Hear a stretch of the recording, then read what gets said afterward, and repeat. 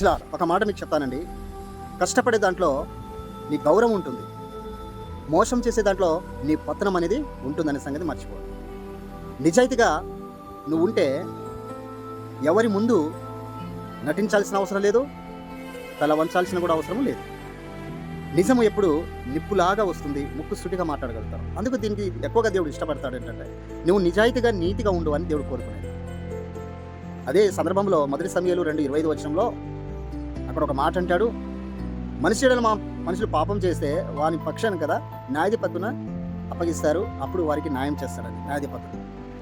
అలాగే దేవుని విషయంలో యెహోవాకు విరోధంగా పాపం చేసినడలా వాని పక్షంగా ఎవరు వాదిస్తారని లేఖనం బోధించింది.